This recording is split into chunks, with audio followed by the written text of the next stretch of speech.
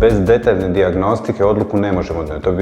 To bi bilo jako neodgovorno i to bi bilo na kraju krajeva i netočno, odnosno povlači za sobom jako puno problema koji bi mogli nastati nakon završetka terapije. Nikad ne donosimo odluku konačnu bez dobre dijagnostike. Dobra dijagnostika uključuje rengensku snimku, analiza rengenske snimke uz klinički pregled u ustima istog pacijenta. Objedinimo to i donosimo odluku koja je najbolja za pacijenta.